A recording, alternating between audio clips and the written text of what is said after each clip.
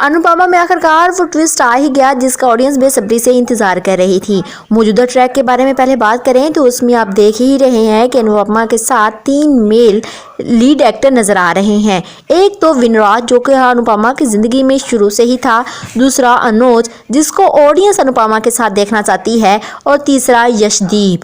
अनुपमा ने हमेशा हर किसी का ख्याल रखा, मगर अब कोई ऐसा शख्स इसकी जिंदगी में आ चुका है जो इसका रखेगा ख्याल।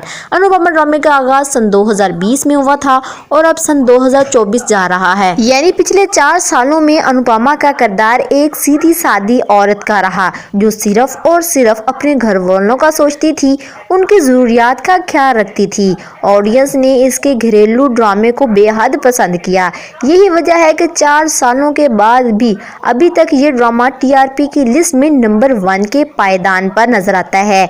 इसकी वजह मेकर्स की चालाकियां हैं जो हर बार इस ड्रामे में एक से बढ़कर एक बड़ा ट्विस्ट ले ही आते हैं, जिसकी वजह से ये ऑडियंस की दिलचस्पी का मरकज बना ही रहता है।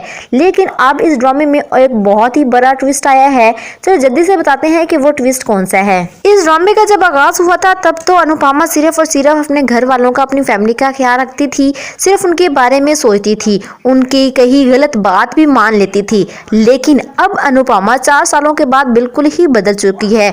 वो अमेरिका में रहती है, अपनी फैमिली को भूली तो नहीं, लेकिन अब वो झूठ का साथ भी नहीं देती। अब अनुपमा की जिंदगी में विनराज नहीं, जो स्टार्टिंग वाली एपिसोड में तो रूपाली गोंगलू और सुधांशु पांडे के किरदार को भी लोगों ने खूब पसंद किया था। हालांकि सुधांशु पांडे का किरदार तब भी नेगेटिव था और अब भी नेगेटिव ही है, लेकिन बाद में रूपाली गोंगलू की जिंदगी में गौरव खन्ना की एंट्री हुई, यानी कि अनुपमा और अनुज की लव स्टोरी को लोगों ने खूब पसंद किया। लेकिन अब रूपाली गोंगलू के साथ यशदीप का नाम भी जोड़ा जा रहा है। लेकिन आगे आपको उम्मीद की जा रही है कि अनुपमा और अनुज की शादी का ट्रैक भी आखिरकार देखने को मिलने ही वाला है। क्यों ना कि अब अनुपमा ने दूसरों की परवाह करने छोड़ दी है।